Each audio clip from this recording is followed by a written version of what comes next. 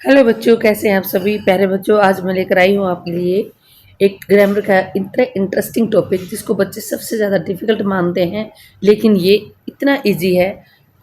आपको कुछ ही पॉइंट्स ध्यान रखने हैं, उसके बाद इसका कंसेप्ट बिल्कुल क्लियर हो जाएगा। हर क्लासेस में आपको सामना करना पड़ता है इस टॉपिक का।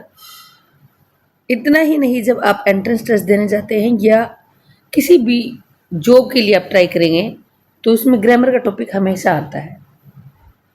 उस टॉपिक का नाम है वॉइस। वॉइस होता क्या है? वैसे वॉइस से तो क्लियर है कि आवाज़, लेकिन यहाँ पर वॉइस क्या है बेटा? जो भी सब्जेक्ट है हमारा या इंसान है जो कार्य करता है, उसके कार्य को दिखाया जाता है एक्टिवली और पैसिवली। एक्टिव जिसमें हमारा सब्जेक्ट आगे होता है और पैसिव जिसमें हमारा सब्जेक्ट पीछे चला जाता है। जैसे फॉर एग्जाम्पल इसमें देख लीजिए, एक्टिव वॉइस में क्या है बेटा? The subject does the action. Subject action करता हुआ दिखता है। जैसे Ram it's an apple. Ram क्या करता है? एक सेब खाता है। खाने वाला कौन है? राम। और खाया किसे जा रहा है? An apple. पेसिव वॉइस जिसमें एक्शन रिसीव करता है, मीन्स एक्शन को आगे लिया जाता है। और किसके द्वारा किया जा रहा है? राम के द्वारा। मीन्स जो करने वाला है वो पीछे चला जाता है। अब पॉइंट ये उठता है कि इसमें हम सबको पता होता है ये सब कुछ, उसके बावजूद भी स्टूडेंट्स गलतियां क्या करते हैं? सबसे बड़ी गलती यही करते हैं कि बच्चे यही नहीं देखते कि इसके अंदर कभी टेंस चेंज ही नहीं होता और ना सेंस चेंज होती है। टेंस आप जानते हो सभी, जिसको जो भी एक अपना पर्टिकुलर ग्रामर टॉपिक है। सेंस चेंज, सेंस क्या होती है? जिसमें नेगेटिव सेंस है, सकारात्मक वाक्य है, नकारात्मक है, प्रश्नवाचक है, वो चेंज नहीं करना आपको। अगर नेगेटिव है तो नेगेटिव ही रखना है, और इंटेरोगेटिव सेंटेंस है तो हमारा इंटेरोगेटिव ही रहेगा। यही दो पॉइंट आपको सबसे ज़्यादा ध्यान रखने हैं। दूसरा, ये तो नो चेंज हो गया। पेसिव वॉइस के अंदर हमेशा मेन वर्ब की थर्ड फॉर्म आती है। बस यही 3 पॉइंट्स आपके माइंड में होने चाहिए। ना तो हमें टेंस चेंज करना, ना हमें सेंस चेंज करनी, और ना ही पैसिव वॉइस के अंदर हमें कोई और फॉर्म लगानी मेन वर्ब की, सिर्फ और सिर्फ थर्ड फॉर्म। ये क्लियर हुआ पॉइंट कि ये दो चीज हम नहीं करेंगे। उसके बाद हमें देखना है कि हमें करना कैसे है। ध्यान से बने रहिए मेरे साथ, आपकी एक एक पॉइंट को क्लियर करूंगी। जैसे फॉर एग्जाम्पल हम देखेंगे क्या कि हमारा सब्जेक्ट क्या है, मेन वर्ब कौन सी है आपकी, और ऑब्जेक्ट कौन सा है। आपका कोई भी एक्टिव टेंस पैसिव में कब तक चेंज नहीं होगा? जब तक हमारे पास ऑब्जेक्ट नहीं होगा। ध्यान से देखिए, जब तक आपके पास ऑब्जेक्ट नहीं है तब तक आप एक्टिव वॉइस को पैसिव वॉइस में चेंज नहीं कर सकते। अब द टीचर टीचीज इंग्लिश। टीचर क्या है बेटा? आपका सब्जेक्ट, टीचीज मेन वर्ब, एस लगा हुआ है, इसके साथ एस लगा हुआ है, और इंग्लिश क्या है आपका? ऑब्जेक्ट। टीचर क्या पढ़ाता है? इंग्लिश पढ़ाता है। अब इसको आप इजीली कर सकते हैं। इंग्लिश किसके द्वारा पढ़ाई जाती है? टीचर के द्वारा। बी जानते हो आप क्या होता है? बी की फॉर्म होती है 3 फॉर्म। पहली फॉर्म क्या है? Is and are. दूसरी फॉर्म वोजवर, और तीसरी बीन। हमेशा ध्यान रखना, जब भी वॉइस करें बी को कभी मत भूलना, क्योंकि ये स्टेपनी का काम करेगा। स्टेपनी मीन्स हर जगह जहाँ पर आपको ये लग रहा है कि यहाँ कुछ मिल नहीं रहा चेंज करने के लिए, वही बी को याद कर लेना। यहाँ देखिए, द टीचर टीचीज इंग्लिश, ये तो आपको पता है कि ये रिप्लेस करेंगे। सब्जेक्ट पीछे चला जाएगा और ऑब्जेक्ट आगे आ जाएगा, ये सबको पता होता है। अब यहाँ पर इंग्लिश इज टॉट, पॉइंट क्या है चेंज करने वाला? पॉइंट यही है कि मेन वर्ब को हमें थर्ड फॉर्म बनाना है। यहाँ मैंने बताया ना कि मेन वर्ब हमेशा थर्ड फॉर्म में बनेगी पैसिव वॉइस के अंदर। इसको थर्ड फॉर्म बनाने के लिए इसका एस हटना जरूरी है। एस हटाने के लिए क्या करोगे आप? इसको अकेला तो कभी लिखते ही नहीं है। एस से पता चल रहा है हमारा सिंपल प्रेजेंट टेंस है, और इसके अंदर हम बी को याद करेंगे फिर। और बी की कौन सी फॉर्म लगेगी? Is am are. Is am are से ये देखना है कि इंग्लिश सिंगुलर है, इज लगा दोगे, और प्लूरल ऑब्जेक्ट होता तो आर, और आई होता तो एम। ध्यान से सुनिए, इज एम आर में से इज कहाँ लगता है? सिंगुलर के साथ, आर प्लूरल के साथ, बहुवचन के साथ, और एम आई के साथ। इंग्लिश हमारी यहाँ क्या है बेटा? सिंगुलर है, तो इज यूज हो गया। अब बना दीजिए इसकी third form, by the teacher.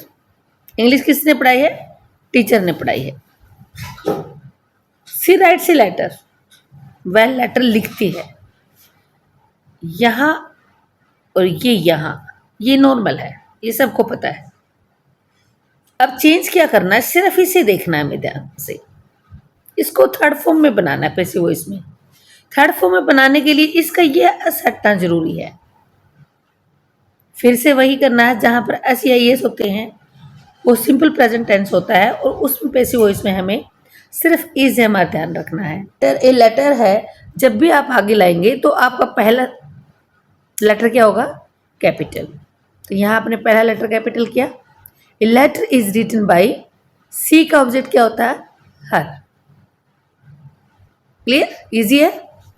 यहाँ आइए, ये सारे टेंसेज हैं जो कि आपने हर क्लास में पढ़े हैं। अब पॉइंट क्या देखना है हमें कि एक्टिव वॉइस को पैसिव वॉइस में चेंज करना है। ये आपके जितने भी सेंटेंस है वो सारे एक्टिव वॉइस में है।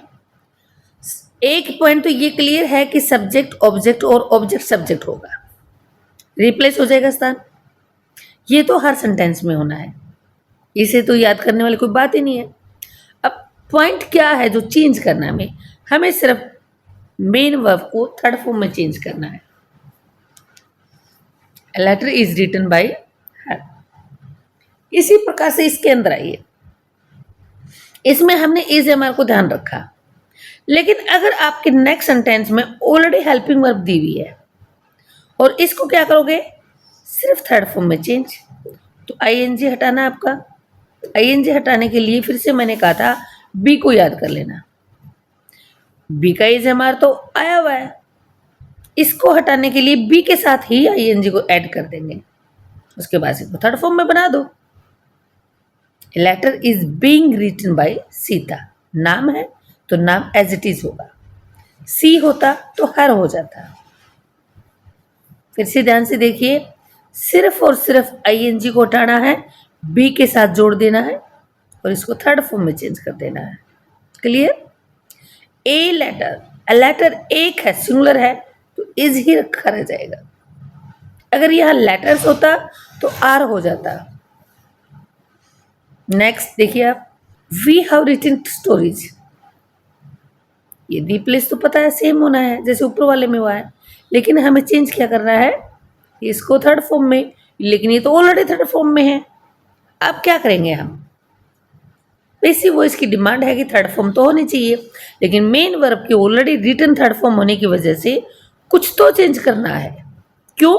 क्योंकि हैव भी थर्ड फॉर्म मांगता है अपनी। हैज हैव के साथ हमेशा क्या आती है? Third form. तो फिर से मैंने कहा था बी को याद कर लो, और बी की थर्ड फॉर्म क्या होती है? बीन। ये रिप्लेस हो जाएंगे, अपनी जगह रिप्लेस कर लेंगे। स्टोरीज आगे आ जाएगा, हैव एज इट इज आ जाएगा, क्योंकि हेल्पिंग वर्ब जहां होती है वहां आपको सोचना ही नहीं होता। Stories have been written by us. We का ऑब्जेक्ट क्या होता है बेटा? एस होता है। कोई खास चेंज किया आपने? सिर्फ और सिर्फ बीन को ऐड किया है और ये रिप्लेस हुए हैं। स्टोरीज अस, एक दूसरे का स्थान चेंज किया है। मेरे विचार से बिल्कुल समझ में आ रहा है आपको? सी रोट ए लेटर, उसने लेटर लिखा। यहाँ टेंशन है ही नहीं, ये तो रिप्लेस करेंगे, अपनी जगह चेंज करेंगे। सोचना सिर्फ यहाँ पर है, रोट के पास। ये सेकंड फॉर्म है क्योंकि SEIS नहीं लगा हुआ कुछ भी। और सेकंड फॉर्म को हमें किस में चेंज करना है? थर्ड फॉर्म में। इसे थर्ड फॉर्म में चेंज करने के लिए अब हेल्पिंग वर्ब का लाना जरूरी है। और सेकंड फॉर्म है तो बी की हेल्पिंग वर्ब क्या होती है सेकंड फॉर्म में? बी की जो सेकंड फॉर्म क्या होती है? Was verb. तो क्या याद रखना है? सिर्फ वोज या वर। अब देखना ये कि वोज किसके साथ लगेगा और वर किसके साथ। ए लेटर सिंगुलर है तो ऑब्वियसली क्या लग जाएगा? वोज। और लेटर्स होता तो वर लग जाता। अब आप ये कहेंगे वोज वर क्यों आया? क्योंकि यह सेकंड फॉर्म है और इज एम आर की सेकंड फॉर्म वोज वर होती है। उसको थर्ड फॉर्म में बना दीजिए, अब रिटर्न बन जाएगा। क्लियर? वॉइसेस के अंदर मेन वर्ब को ही ध्यान में रखना है आपको, कुछ भी नहीं रटना। कंसेप्ट वेरी वेरी इजी है। गौरव वॉज राइटिंग ए लेटर। फिर से यहाँ ये जब आपके पास ऑलरेडी वॉज दिया हुआ है, हेल्पिंग वर्ब दी हुई है, आपको तो सिर्फ इसको चेंज करना है मेन वर्ब को थर्ड फॉर्म में। देखो ना तो यहाँ हिंदी रटने की जरूरत है कि लिखा क्या जा रहा है समझना चाहिए, नहीं। सिर्फ आपको एक ही ध्यान रखना है कि इसमें मेन वर्ब को थर्ड फॉर्म में चेंज कर देना है। उसके लिए क्या करोगे? सिर्फ आईएनजी को हटाओ। और आईएनजी को हटाने के लिए मैंने क्या बोला था कि आप बी के साथ आईएनजी लगा दीजिए, इसको थर्ड फॉर्म बना दीजिए। Letter was being, was as it is आ जाएगा। देखिए गौरव क्या है बेटा? सब्जेक्ट है, ये पीछे जाना है और इसी के जगह पर आप ए लेटर लेकर आओगे। हेल्पिंग वर्ब वोज है तो वोज ही रखना है क्योंकि ए लेटर सिंगुलर है। आपको हेल्पिंग वर्ब भी चेंज नहीं करनी, यही रखनी है। इसके अब बच्चे क्या गलती करते हैं कि रिटर्न पहले कर देते हैं और बीइंग बाद में कर देते हैं कुछ बच्चे। जब बेटा इसके आईएनजी हटाओगे तभी तो रिटर्न बनाओगे इसको। तो आईएनजी पहले हटी तो बी की फॉर्म बी के साथ लगेगा भी पहले ही, उसके बाद रिटर्न आना है। बाय गौरव। क्लियर हुआ? My brother had written a letter. देखिए यहां फिर से हेड ऑफ की हेल्पिंग वर्ब दी हुई है, रिटन आपके ऑलरेडी थर्ड फॉर्म दी हुई है। क्या करोगे? एक ही तो वर्ड ऐड करना है, बी, क्योंकि हमें ये तो थर्ड फॉर्म में ही रखनी है रिटन। अब हेड की कंडीशन पूरी करनी है कि ये भी थर्ड फॉर्म लेके चलता है, तो बी को याद कर लो और बी की बीन थर्ड फॉर्म लगा दो बस, बाकी रिप्लेस होना है। क्लियर हुआ? Sonam will write a poem. आपको क्या करना है? विल ऑलरेडी हेल्पिंग वर्ब आपकी, इसको किस में बनाओगे? थर्ड फॉर्म में। अब आप तो कह दोगे कि विल लगा हुआ है, इसको सीधा थर्ड फॉर्म में बना दो। कभी भी विल सेल के साथ हेल्पिंग वर्ब की मेन वर्ब की फर्स्ट फॉर्म आती है। थर्ड फॉर्म बनाने के लिए क्या करो? फिर से बी को याद करो, इसके बाद बी लगा दीजिए और इसको थर्ड फॉर्म में बना दीजिए। देखिए a poem will be written, सिर्फ बी ऐड किया और इसको थर्ड फॉर्म में चेंज कर दिया, बाकी तो रिप्लेस होना ही है सेम जो हर सेंटेंस में होता है। A poem will be written by Sonam. ये भी ध्यान रखना है यहाँ फर्स्ट लेटर कैपिटल है, लेकिन प्रॉपर नाउन होने की वजह से लास्ट में भी फर्स्ट लेटर कैपिटल होगा। Clear? How will have written, sorry, he will have written a story.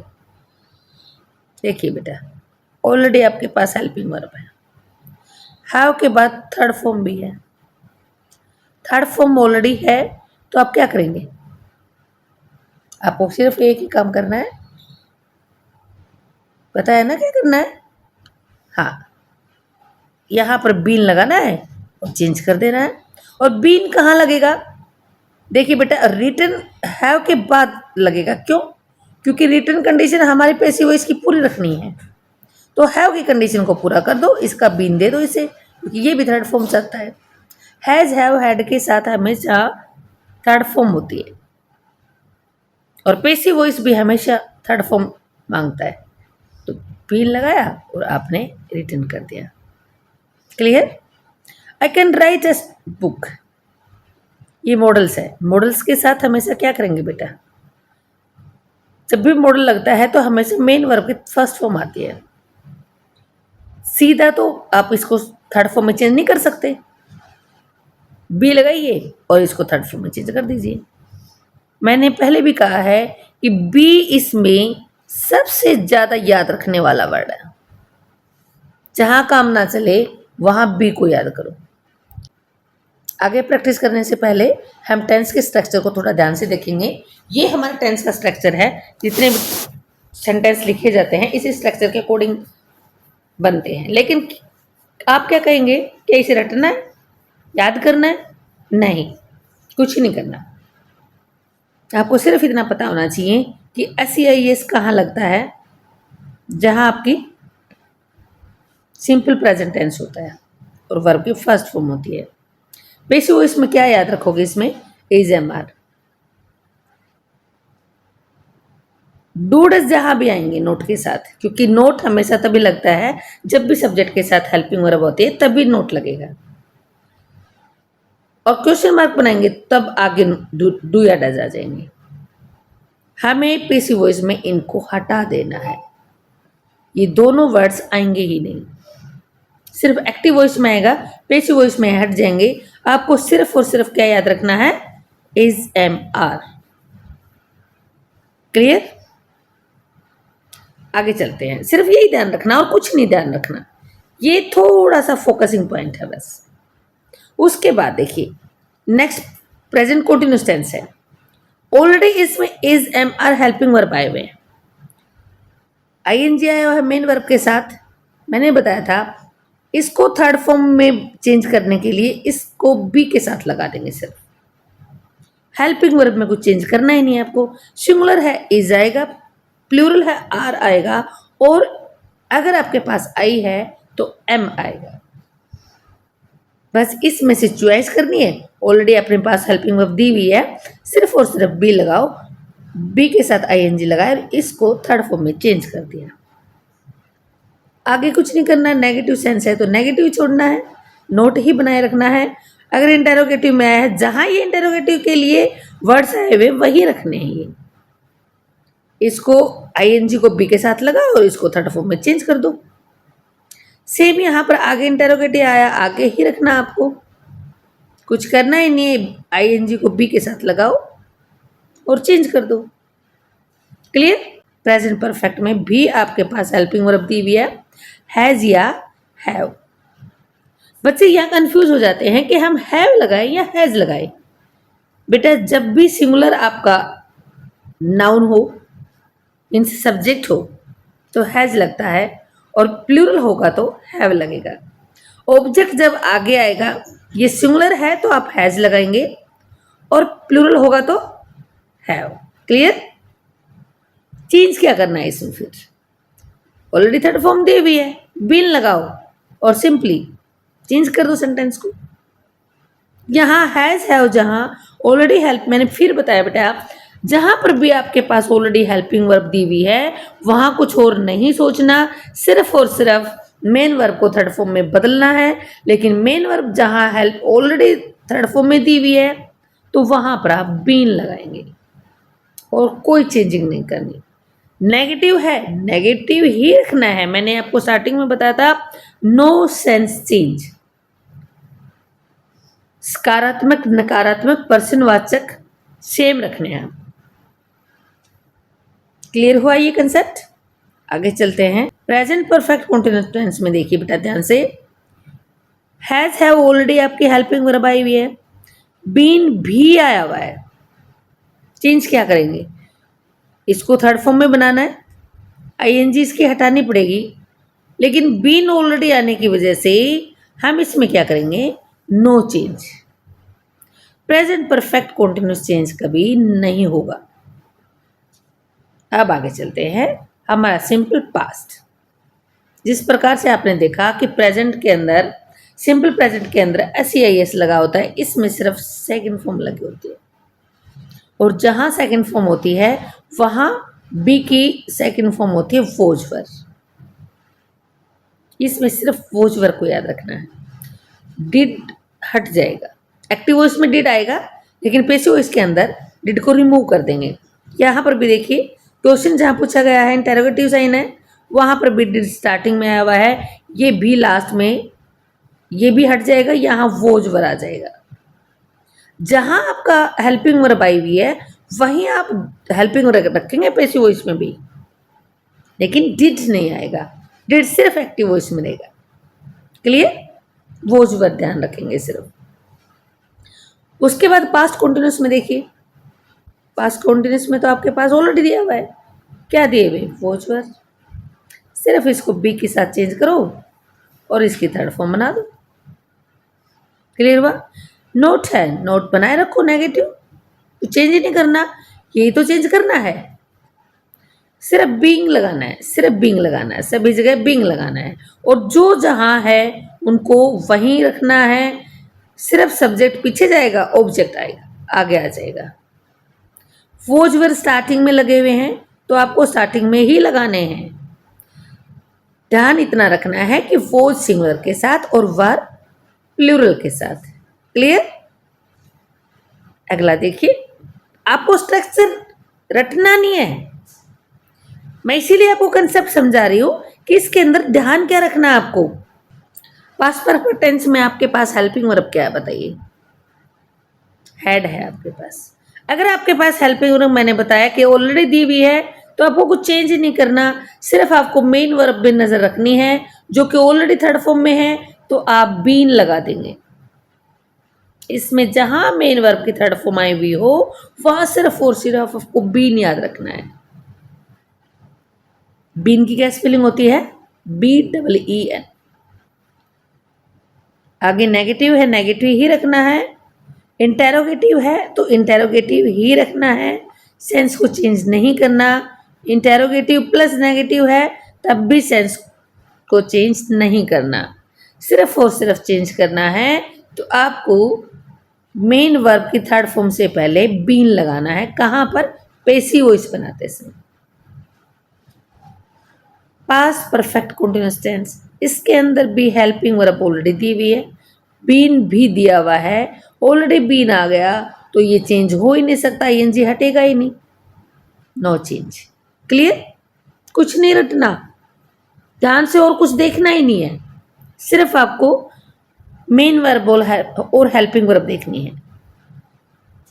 अब चलते हैं फ्यूचर के अंदर। फ्यूचर के अंदर भी इजी है। Will shall already helping verb दी हुई है, यही रखनी है।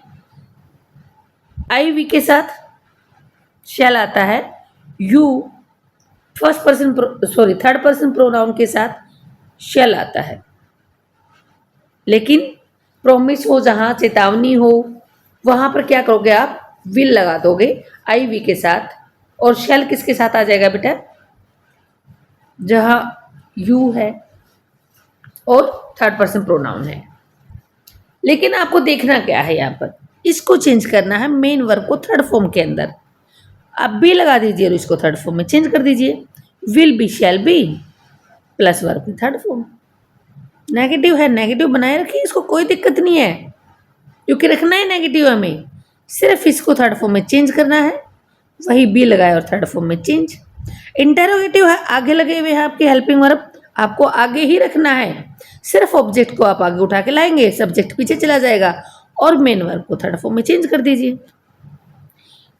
यही रखना मेन पॉइंट आपका पैसिव वॉइस के अंदर बेटा, यही होता है कि मेन वर्ब आपके थर्ड फॉर्म में चेंज होती है, और सबसे बड़ा जो रोल होता है वो बी का होता है। बताइए आप, कहाँ कंसेप्ट आसान नहीं है। फ्यूचर कॉन्टिन्यूअस में आप जाएंगे तो इसमें देखेंगे कि विल शैल आपकी हेल्पिंग वर्ब लगी हुई है, बी ऑलरेडी लगा हुआ है। अब मुझे आप बता देंगे कि अगर बी ऑलरेडी लगा हुआ हो तो क्या करते हैं सेंटेंस पैसिव वॉइस में? शाबाश बताइए, नो चेंज, क्योंकि आईएनजी तो रिमूव ही नहीं होगा, और आईएनजी अगर आपका रिमूव नहीं हो रहा है तो आप इसको थर्ड फॉर्म में कैसे चेंज कर सकते हैं? नहीं कर पाएंगे ना, फिर क्या करेंगे? नो चेंज लिखना है। इसी प्रकार से नेगेटिव सेंस है, हमें नेगेटिव है, इंटेरोगेटिव है, कोई फर्क नहीं पड़ता। फर्क पड़ता है तो यहां इसको थर्ड फॉर्म में बनाना होता है मेन वर्ब को। बी ऑलरेडी दिया हुआ है, कैसे बना दोगे? आईएनजी नहीं रिमूव होगा तो इसको नो चेंज लिख दीजिए, तो फ्यूचर कंटीन्यूअस टेंस भी नो चेंज आएगा। क्लियर? अब चलते हैं फ्यूचर परफेक्ट पे। विल शेल आपकी हेल्पिंग वर्ब ऑलरेडी दी हुई है, हैव दिया हुआ है, ये थर्ड फॉर्म भी दी हुई है। करना क्या है, जहां भी थर्ड फॉर्म आ जाए बिल लगाओ और चेंज कर दो, ये भी क्लियर पूरा। नेगेटिव है, अच्छा बच्चे गलती क्या करते हैं सबसे ज्यादा कि बीन को हैव के पहले भी लगा देते हैं, कंफ्यूज हो जाते हैं। या फिर कुछ बच्चे कहते हैं मेन वर्ब के बाद लगा दो।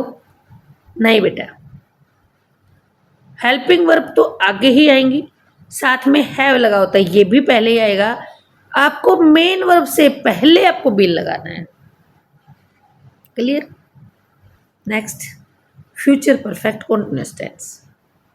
क्या आपको इनके नाम याद रखने, कुछ याद ही नहीं रखना। फ्यूचर परफेक्ट कॉन्टिन्यूअस टेंस में क्या है, विल शेल आपकी हेल्पिंग वर्ब है, हैव साथ लगा हुआ है, बिल लग गया, और जहां बिल लग जाए वहां मेन वर्ब के साथ आईएनजी को आप नहीं हटा पाएंगे और इसको थर्ड फॉर्म में चेंज नहीं कर सकते। It means no change. Structure clear हुआ आपको। अब चलते हैं, हम करते हैं एग्जाम्पल्स। जब आप एग्जाम्पल सोल्व करेंगे आप खुद ये कह देंगे वेरी इजी। मैंने स्टार्टिंग में कहा था वॉइस से इजी कोई टॉपिक ही नहीं ग्रामर के अंदर, लेकिन बच्चे इसी को ही बड़ा पहाड़ बना लेते हैं कि नहीं नहीं नहीं वॉइस नहीं आया जी। हर क्लास में हम पूछते हैं बेटा वॉइस इज क्लियर है, बच्चे कंफ्यूजन में रहते हैं, बच्चे यही सोचते हैं पता नहीं आएंगे या नहीं आएंगे। भाई क्यों नहीं आएंगे, इजी है बिल्कुल। अब कुछ सेंटेंस ऐसे होते हैं बेटा जिसमें पैसिव वॉइस में चेंज ही नहीं होता। वो कौन से सेंटेंसेज होते हैं, आपको पता है कि मेन वर्ब दो प्रकार की होती है आपकी। मेन वर्ब, मैं हेल्पिंग वर्ब मेन वर्ब की बात नहीं कर रही, मैं सिर्फ मेन वर्ब की बात कर रही हूँ। आपकी ट्रांजिटिव होती हैं और इंट्रांजिटिव होती है। ट्रांजिटिव किसे कहते हैं, जिस सेकंड में क्रिया कहते हैं। इंट्रांजिटिव आक्रमक। अब देखना ये है कि चेंज कौन सी होती है।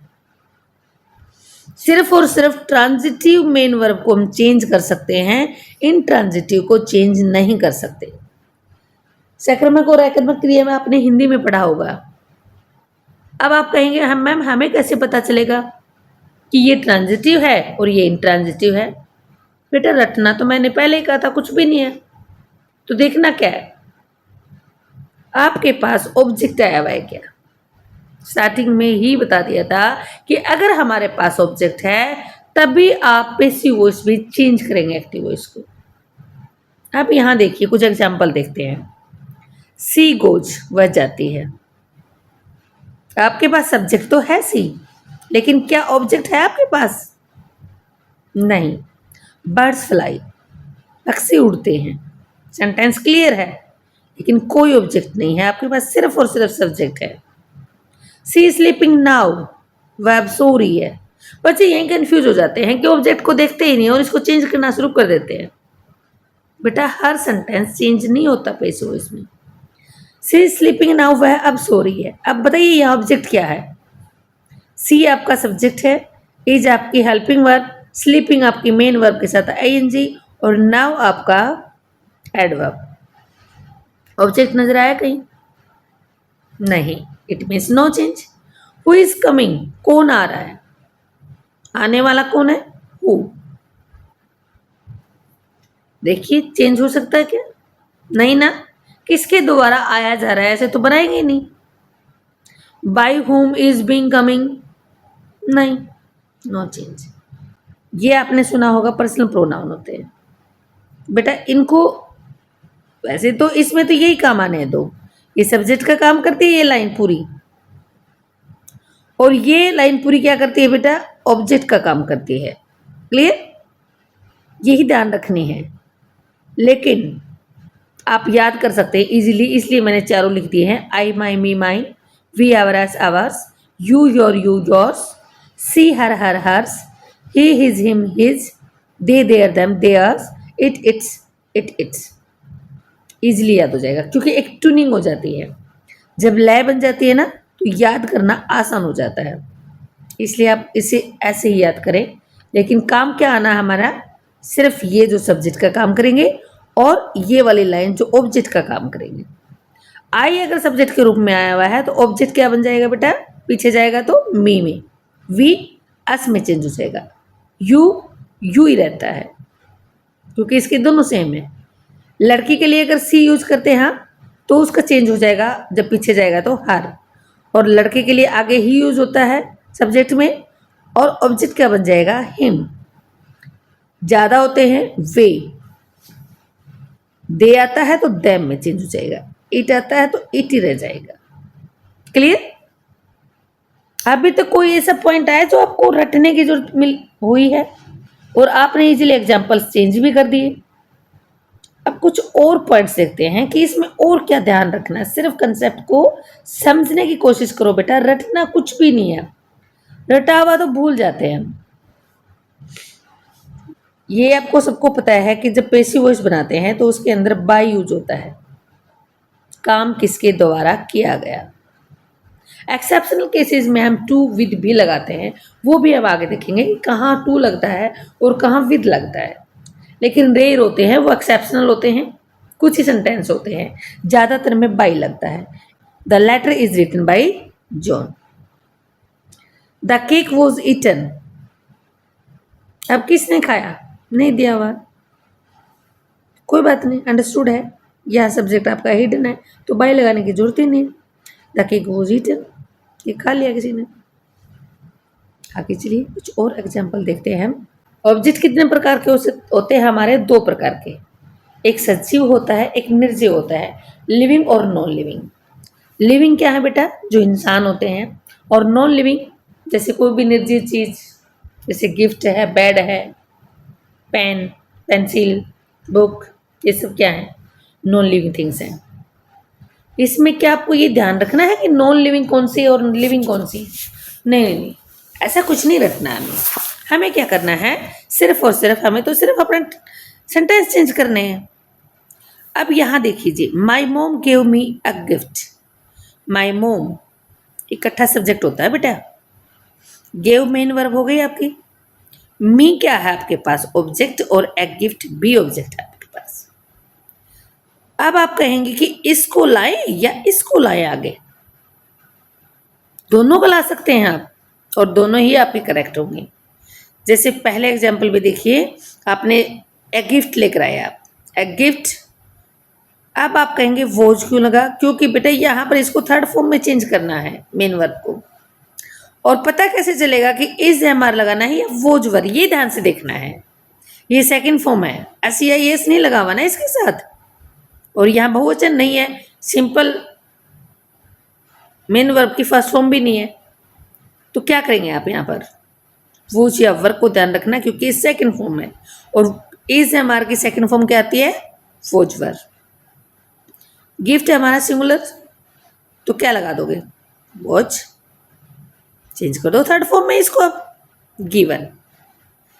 एक छोटा सा पॉइंट जो ध्यान रखना है, अगर आपने सजीव मीन्स लिविंग ऑब्जेक्ट को पीछे रखा तो आप टू लगाएंगे, लेकिन अगर आपने अ गिफ्ट को पीछे रखा तो आपको टू लगाने की जरूरत नहीं है, मुझे दिया गया, तो टू आप यूज करेंगे। यहां पर भी मिस्टेक कर देते हैं।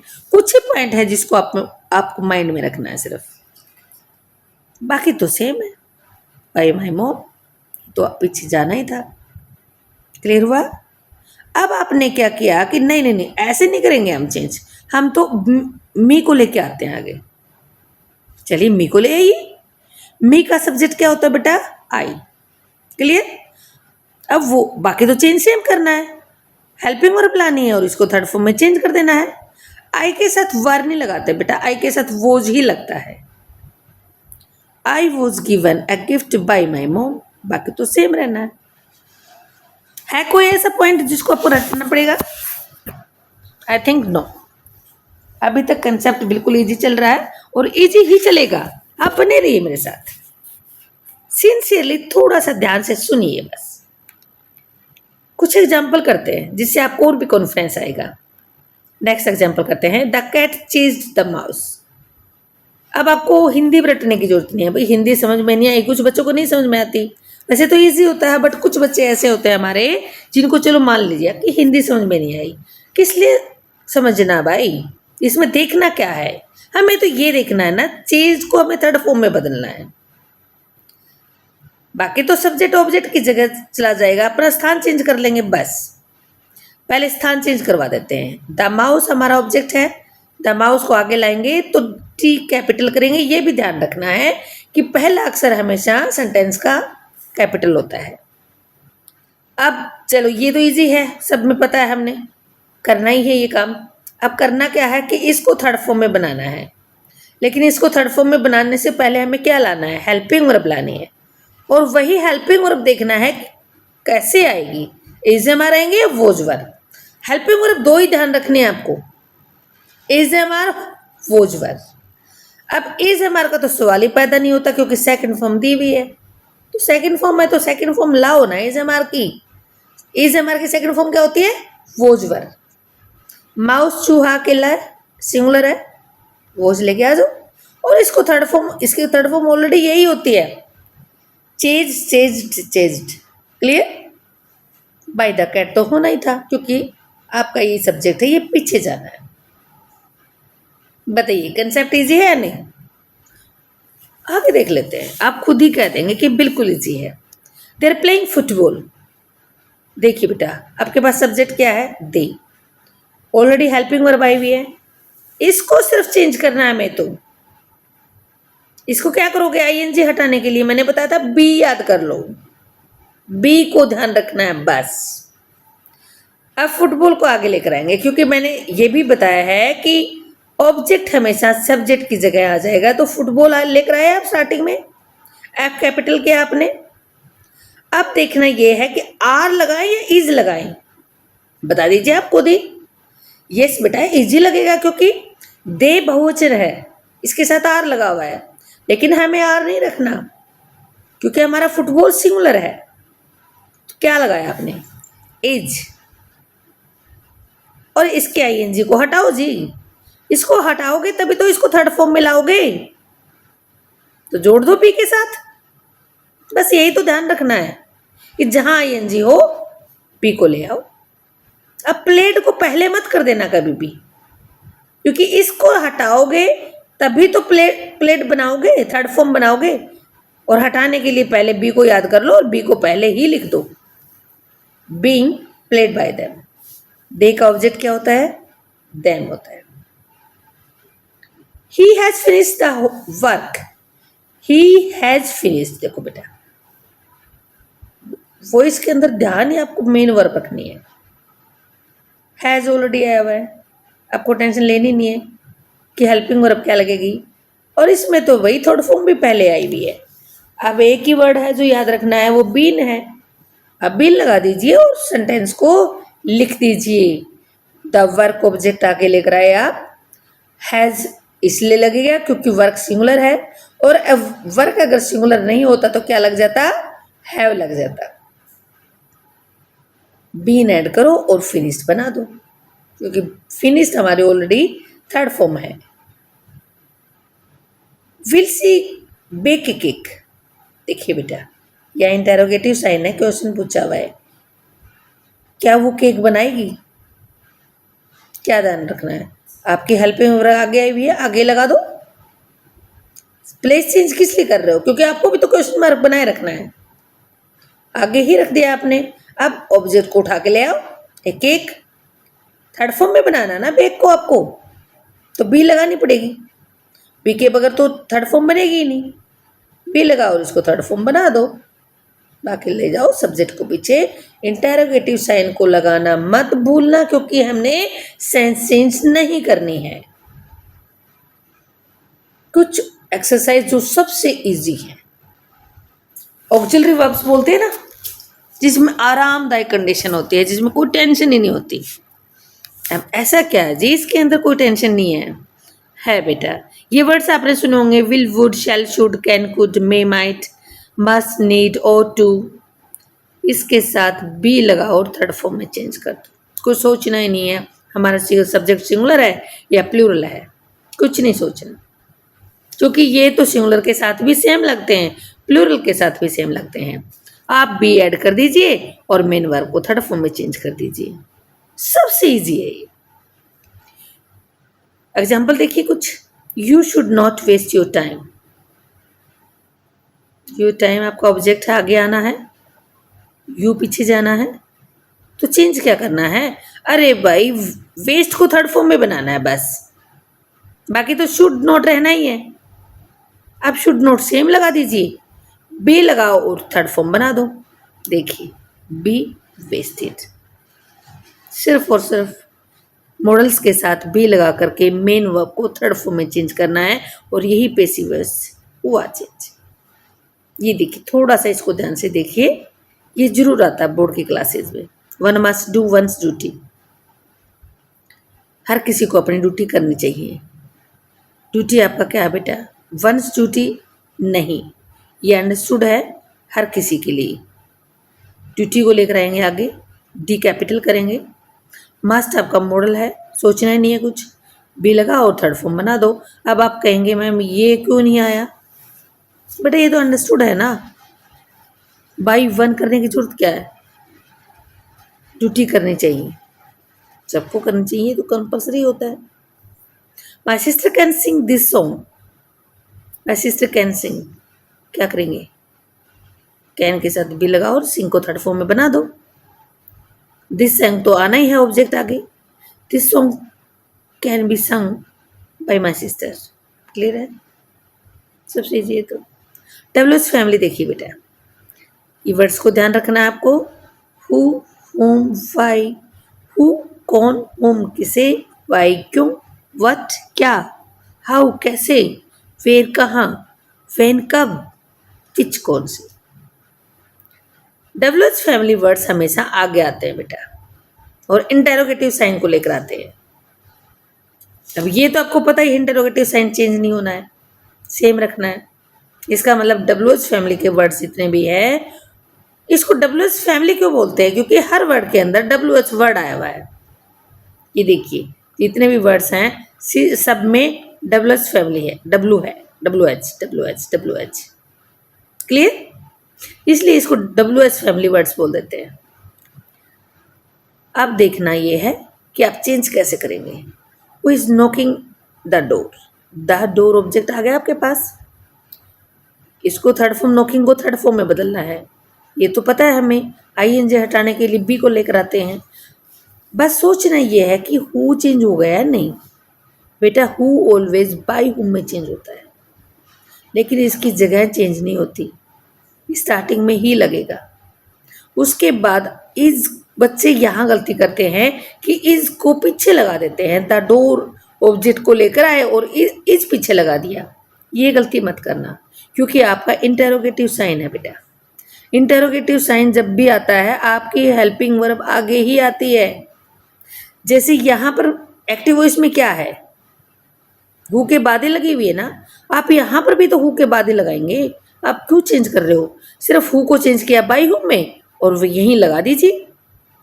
ऑब्जेक्ट को लेकर आइए, बीइंग तो लगाना ही है क्योंकि आईएनजी हटानी है, और इसको थर्ड फॉर्म में चेंज कर दो। By whom is the door being knocked. कहीं डिफिकल्टी महसूस हुई आपको? बिल्कुल भी नहीं। Where did you purchase your purse, कहाँ से आपने पर्स परचेज किया? तो देखिए बेटा, फिर आपको सेम रखना है, ये चेंज नहीं होता। डिड आपकी हेल्पिंग वर्ब आगे आई हुई है, योर पर्स ऑब्जेक्ट है। मैंने कहा था डू डज डिड, ये हटते हैं। अब डिड जहाँ है, सेकंड फॉर्म है किसकी? डू की। डू की तीनों फॉर्म क्या होती हैं? Do, did, done.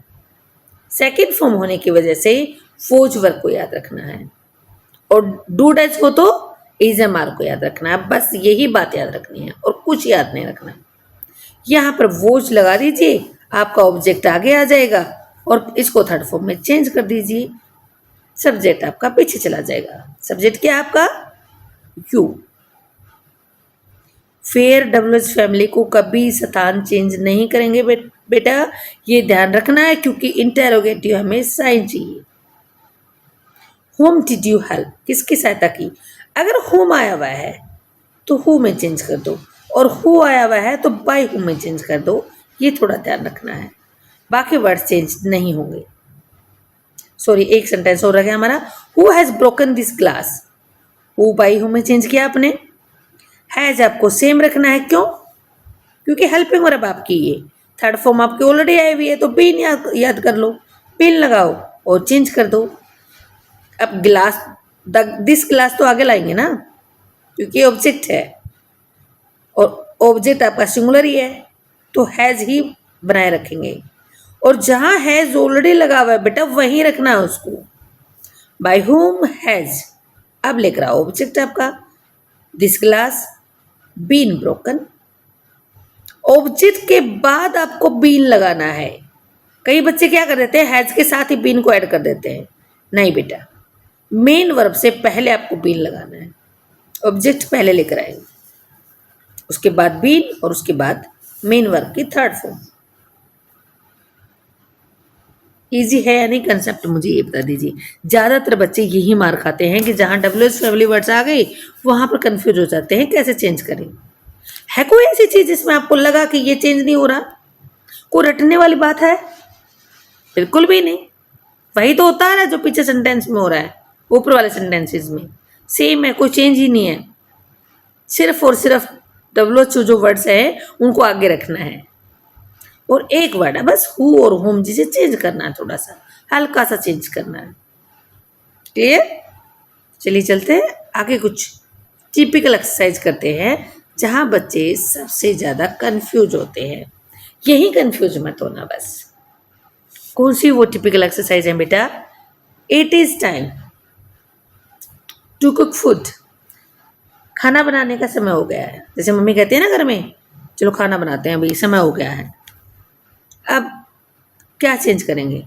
जहां पर इट इज टाइम ये वर्ड्स आते हैं इनको यहीं रखना है, नो चेंज। इसमें बदलाव नहीं करना, आपको सेम रखना है। क्लियर? इट इज टाइम, ये तो सेम आ गया। अब किसका टाइम हो गया भाई? फूड का टाइम हो गया, फॉर फूड। ये ध्यान रख, थोड़े से इन सेंटेंस को ध्यान से करेंगे, ये बोर्ड की क्लासेज में बहुत जरूरी है।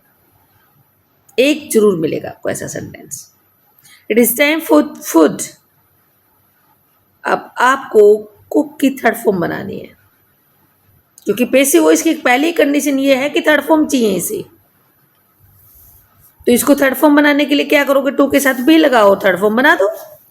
It is time for food, object तो आगे आना है ना बेटा, फूड ऑब्जेक्ट है आपका, तो ये आगे आ जाएगा। लेकिन टाइम किसके लिए हुआ है? फूड के लिए। आप ऐसा तो कहेंगे नहीं भोजन टाइम है, भोजन के लिए टाइम है, भोजन को पकाने का टाइम हो चुका है। कुनीन टेस्ट बिटर।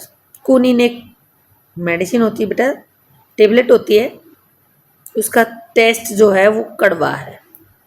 लेकिन आपको पता है जो टेबल पे अगर रखी रहती है, अगर कोई भी टेबलेट कड़वी लगेगी आपको, वो मीठी है कड़वी है, कब पता चलता है? जब उसको टेस्ट करते हो, चेक करते हो, आपके मुंह में जाती है तभी तो कड़वी लगती है ना। तो ये सेंटेंस इसी सेंस के अकॉर्डिंग बनेंगे। कुनीन क्या है बेटा? कुनीन इज बिटर। अब आप कहेंगे मैम इज क्यों लगा? क्योंकि बेटा इसमें एस लगा हुआ है। एस लगा हुआ है, इसका मतलब सिंपल प्रेजेंट टेंस है। सिंपल प्रेजेंट टेंस के अंदर मैंने पहले भी बताया था, इज एम आर को ध्यान रखना है। कुनीन आपका सिंगुलर होने की वजह से इज लग गया। बिटर है ये, कुनीन बिटर है बिल्कुल, लेकिन बिटर कब लगती है? फैंटेस्टिक, ये ध्यान रखना है। ये कुछ अलग से सेंटेंसेज हैं जिनको थोड़ा ध्यान से करेंगे आप। जब उसको टेस्ट किया जाता है, कंडीशन पूरी हुई इसकी, पैसे हुई इसकी, थर्ड फॉर्म की हो गई, टेस्टेड बना दिया हमने। Chips taste spicy. चिप्स का टेस्ट कैसा होता है? स्पाइसी होता है। लेकिन कब होता है? चिप्स को देखने से पता चल जाएगा स्पाइसी है? नहीं, बिल्कुल भी नहीं। बच्चे खाते रहते हैं, शू शू करते हैं, मुंह जल रहा है, ठीक है, ऐसे करते रहते हैं। लेकिन कब उनका मुंह जलता है?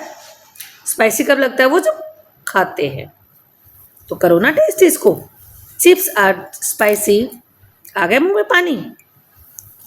Yes, chips are spicy when tasted. Clear हो गया? आर क्यों लगाया?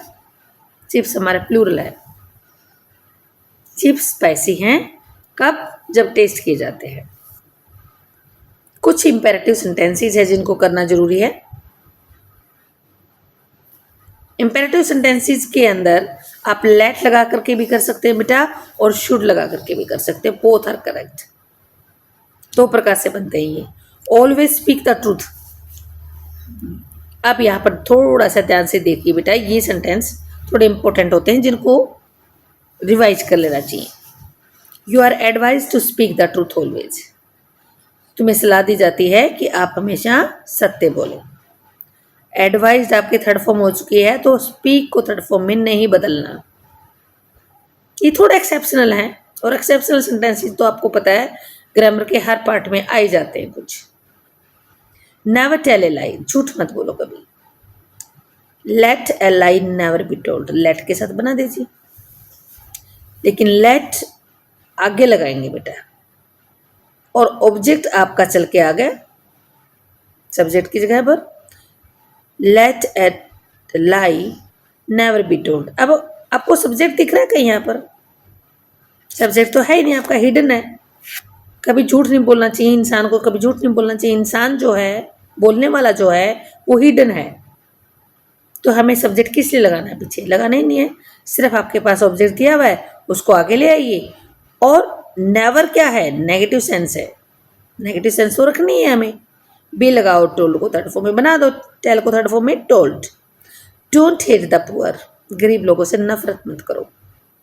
सलाह दी जाती है ना आपको, you are advise, you are advised, third form हो गई। अब दोबारा थर्ड फॉर्म की जरूरत नहीं है आपको, नोट लगा दीजिए, not to hate the poor. Do को हटा दीजिए, डू नहीं लगेगा, क्योंकि ये सिर्फ इंपेरेटिव सेंटेंस को बनाने के लिए आया है। डू तो वैसे भी हटाते हैं, इंटेरोगेटिव में भी हटाते हैं, नेगेटिव में भी हटाते हैं, तो डू को तो वैसे भी हटाना है। बाकी सेम लिख दीजिए। Kindly call in the doctor. Call in क्या होता है बेटा? डॉक्टर को बुलाना। कृपया करके डॉक्टर को बुला लीजिए। क्या करोगे? द डॉक्टर क्या है आपका बेटा? ऑब्जेक्ट था, सब्जेक्ट की जगह पर आ गए। अब वो सेंटेंस बनाया, शुड से बनाया, इसको लेट से भी बना सकते हो आप। Let the doctor be called, the doctor should be called in. Let the doctor be called in, the doctor should be called in. Clear हुआ प्यारे बच्चों? ये है आपके वॉइसेज। एक बार फिर रिवाइज करके देखिए, कहीं भी आपको रटने की जरूरत नहीं पड़ेगी। आपको सिर्फ और सिर्फ ध्यान रखना है, तो बी एक ऐसा प्यारा वर्ड है जिसकी फॉर्म को आप ध्यान रखेंगे वॉइसेज के अंदर। डियर स्टूडेंट्स, आपसे एक प्यारी सी रिक्वेस्ट है, आप चैनल को सब्सक्राइब कीजिए अगर आप नए हैं, लाइक कीजिए, अपने दोस्तों के साथ शेयर कीजिए ताकि उनकी भी हेल्प हो जाए। आपका लाइक करना, सब्सक्राइब करना मेरे लिए एक प्रेरणा का काम करेगा। आप बने रहिए मेरे साथ, स्वस्थ रहिए, मस्त रहिए। फिर मिलते हैं। धन्यवाद।